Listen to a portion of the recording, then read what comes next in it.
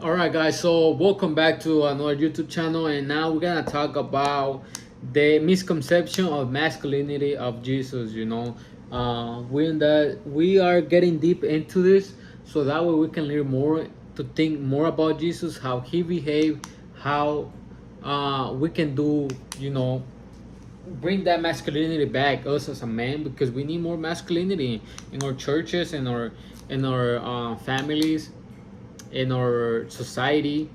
And that's the reality. You need to know that Jesus, he have the strength and the compassion and the action. Jesus, he wasn't weak, but he was a man of his own word. He was for the people. He was serving the people. He wasn't just thinking about his feelings. And there's a lot of men now that they put the feelings first. You need to realize that that's what it is to be a man. You can't operate from feelings. If God give you a mission, a purpose, he know that you have the power to do it. But of course, we live in a broken world. Those feelings, those feelings that you have, yes, it make you human, but that's a purpose. And you know when you operate from the feelings, and just make you lay down, watching porn, watching all this negative stuff. It's gonna make you destroy you, right? So why not operate from the purpose? In Proverbs 19:22, it says, what is desired in a man is a stand fast love. Okay? So love and compassion, like, are qualities that are desirable for a man, in a man, not a sign of weakness. We think that love is weak, but actually love is strange. Love is a higher purpose. Wow. Right now, just like I was speaking, and just make me realize, like, what actually Jesus did was love. He died because he loved us. So that's not weak. Just imagine that, like, operating from love. That's not weak. That's actually loving my kids. I'm not gonna operate from my feelings, but actually operate from love, because I love them. I'm gonna sacrifice myself to love them. Wow. It's crazy. And what's the Jesus compassion during the actions, right? So, like, for example, the story of the healing of the leper in Mark 1:40. It says, a man with leprosy came to him and begged him on his knee, if you are willing, you can make me clean. Jesus was indignant. He reached out his hand and touched the man. I am willing, he says, be clean.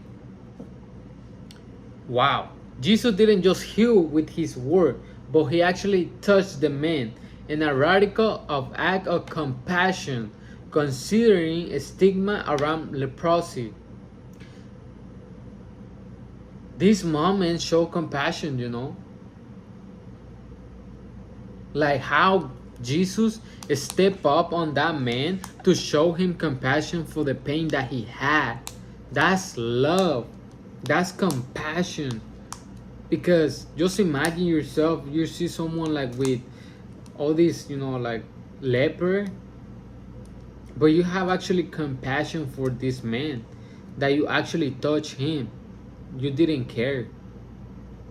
That's powerful right there. That's another story too, that says raising Lazarus. Wow, raising Lazarus in John 11:33. When Jesus saw her weeping, and the Jew who had come along with her, also weeping. He was deeply moved in the spirit and troubled. Jesus wept. Wow. Even though Jesus knew he was about to raise Lazarus from the dead, he still felt the sorrow of those around him and respond with tears. Compassion isn't just about fixing things. It's about sharing in others' emotions and offering empathy. Wow. Wow. Empathy about others.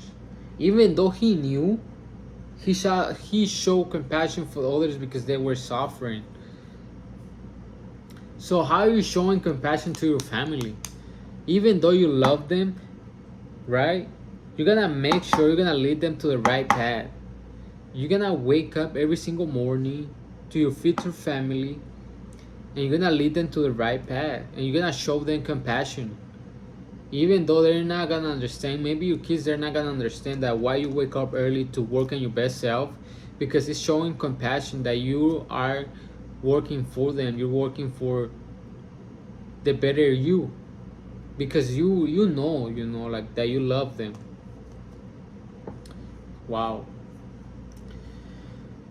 Jesus modeled a different kind of leadership, one where authority combined with empathy. His compassion didn't make him less of a leader, it made him more effective.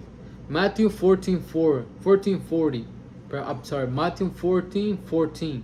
When Jesus landed and saw a large crowd, and he had compassion on them and he healed their sick. Even though Jesus was tired and seeking solitude, his compassion moved him to care for the crowd. That's a real masculinity, putting others' needs above personal comfort. So, how are you sacrificing your time to actually putting above your personal comfort? You might be tired, but your people need you. You might be you might be you feel like you want to give up, but your family need you. Your kids need you. And you need to understand that that's compassion. That's leadership. You got to remove yourself from the picture. It's not about you. It's about the other people. It's about the people that you love.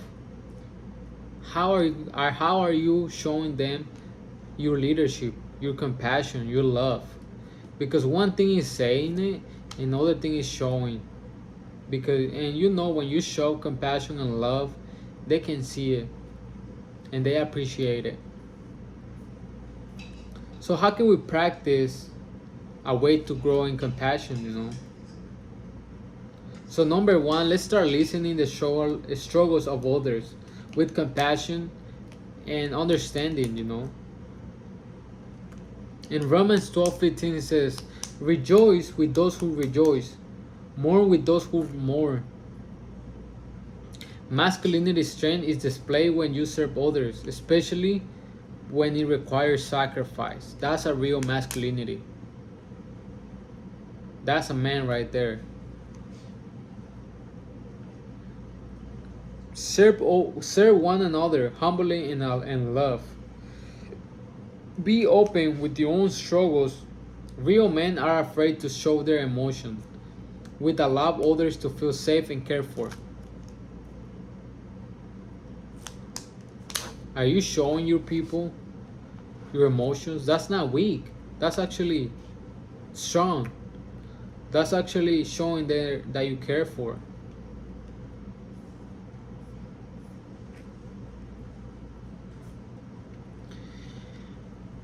To break this down, Jesus have a lot of teachings that we can have and apply to our own life. But it's hard. This path is hard. It's not easy.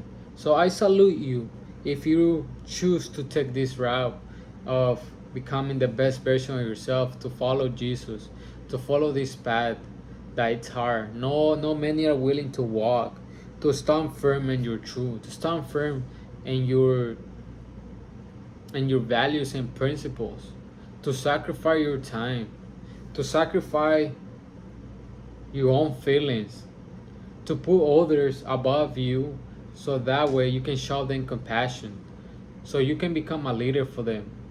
So I salute you that you don't care what other people think, that you know who you are, that you know that you're doing with a purpose. So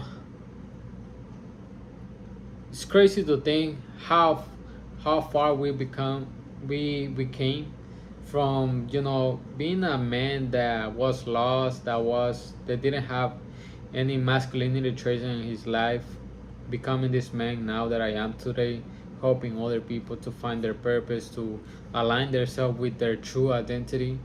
And that's God's work, that's God's glory. So if you feel like this video touched you and you wanna learn more about it, leave it in the comments. To be honest with you, I'm the less qualified to do this. I feel like sometimes I don't even know what to say, but I'm just doing it to help you guys, to help my old self, that it's possible when you apply to become the man. Because I always wanted a real man in my life. Like, I grew up with a single mom. I didn't have a father figure in my life, and that's why I seek other identities. So it took me to a different route. So I believe if you're watching this is meant for you, that you need to create the best version of yourself, the man that you admire and respect in every way possible, and just giving an offering to the world, because the people need you. They need to hear your story. They need to hear your struggles. You remember that real masculinity is about showing who you really are, your dark side, and how to overcome that. So, if you're watching this is just the beginning of this, and when I keep learning more about Jesus, I need more wisdom. If you're watching this, pray for me as well, because I need to break these patterns. I need to break this spiritual warfare too. I do have warfare, like in other human being. Like in other follower of Jesus. I do struggle with a lot of things, and I just want to encourage you to keep going, man. It's hard. I know it's hard. This is my second coffee. I'm trying to get off of caffeine too. So, man, I salute you. It was actually, it's a learning experience here, getting more wisdom. So I hope this can help you to become better and you walk with Christ and become that self, that man that God's calling you to be. I'll be here with you guys in this journey.